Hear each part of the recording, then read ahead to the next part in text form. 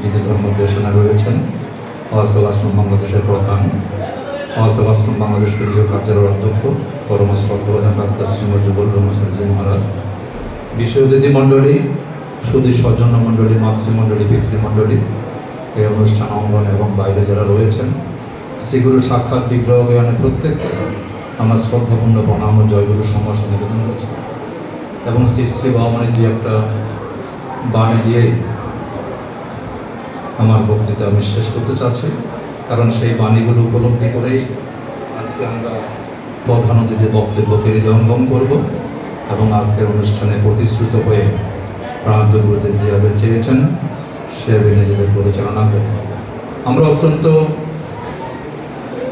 আনন্দের সহিত লক্ষ্য করছি, গতকাল থেকে আজ পর্যন্ত বাংলাদেশ অখণ্ড সংগঠন নোয়াখালী লক্ষ্মীপুর অঞ্চল যথাসাধ্য চেষ্টা করে বিভিন্ন অনুষ্ঠানের মধ্য দিয়ে এই দুইটি দিবস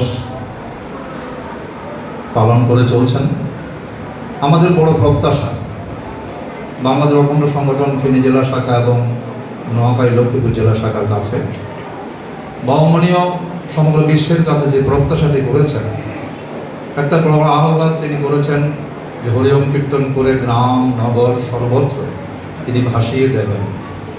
তিনি বলেছিলেন সেই আশা পূরণ হয়েছে কিছুটা নোয়াখালী এবং ত্রিপুরায়।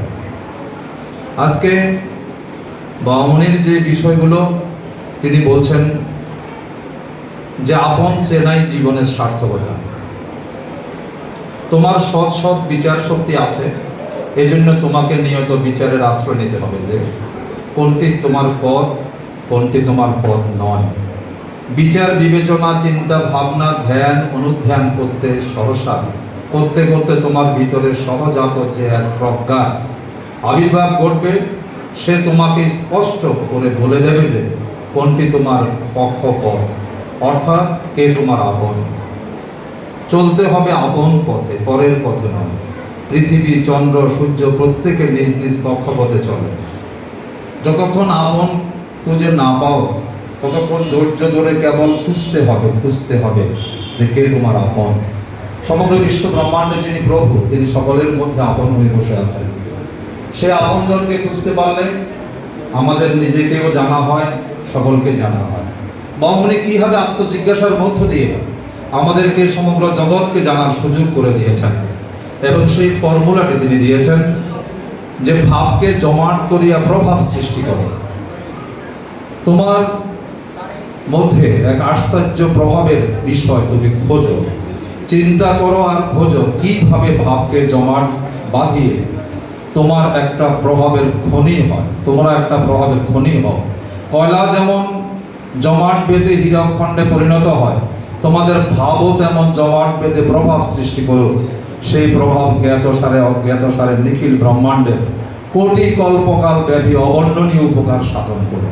আমাদের বিশাল দায়িত্ব, আমরা এই দায়িত্বের কথা স্মরণ করে কালকে যে সঙ্গীতগুলো হলো, এই সঙ্গীতের বিষয় কথাগুলো যদি আমরা ভাবি আর সেই ভাব ভিতরে জমাট বাঁধানোর চেষ্টা করি, যে পারমিতা প্রজ্ঞা কি সঙ্গীতটি পরিবেশন করলেন, মধুমাখা নাম জপিতে জপিতে জীবন যেন ভরিয়া যায়, বিষয়ের বিষ প্রলোভন প্রাণে নয়ন যেন না ফিরিয়া চায়।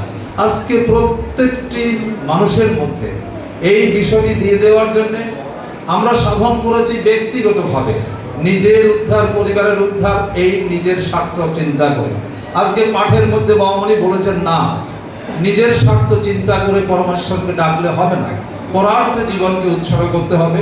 তাই আলোচনা এসেছে আত্মদান এবং ফলদান, আত্মদাতা এবং ফলদাতা, এই দুই শ্রেণীর দাতা রয়েছে এবং কে হবে আত্মদাতা আর কে হবে ফলদাতা। যারা গৃহী রয়েছে তাদেরকে কি করতে হবে, বামনি সেই গীতি দিয়েছেন। তাদেরকে এমন বিষয়ে সচেতন হতে হবে যেই বিষয়টি সচেতন হলে তাদের বংশ পরম্পরা যে সাধনের বিষয়টি তিনি প্রত্যাশা করেছেন।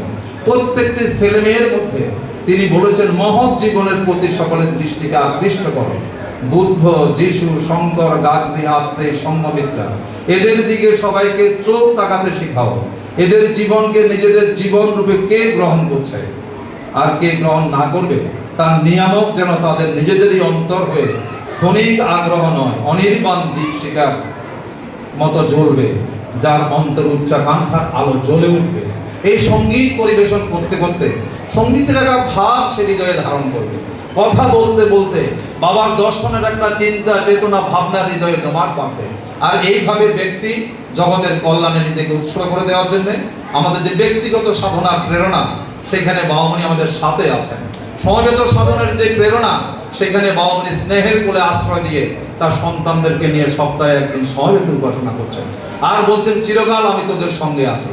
এমন ভাবে আমাদের প্রাণান্ত গুরুদেব আমাদেরকে সহায়তা করছেন আর জগতের কল্যাণে নিজেদেরকে উৎসর্গ করে দেওয়ার জন্য তিনি আমাদের কাছ থেকে প্রত্যাশা করছেন যে আজকে আমরা অনুভব করব, চিন্তা করব, ভাববো এই নোয়াখালী অঞ্চলে এমন একটা চমৎকার অনুষ্ঠান আমরা উপহার দিয়েছি, কিন্তু এই ভাবনা কি আমাদের হৃদয়ে জেগেছে? আজকে প্রথম অতিথি মহোদয়কে দেখে এবং তার জ্যেষ্ঠ ভ্রাতা যিনি এখানে রয়েছেন সঙ্গীত শিল্পী হিসাবে তাকে শ্রদ্ধা জানানো হচ্ছে। বাবামণি বলছে আমাকেও তোমরা শ্রদ্ধা জানাও, আমাকে ভক্তি করো, চমৎকার চমৎকার খাওয়ার তোমরা খাওয়াতে চাও, কিন্তু আমি কি বলছি, আমি কি বলতে চাচ্ছি, আমি কি করছি, আমি কি জগতের কাছ থেকে প্রত্যাশা করছি, সেই বিষয়টিতে তোমরা উদাসীন থেকে যাচ্ছ।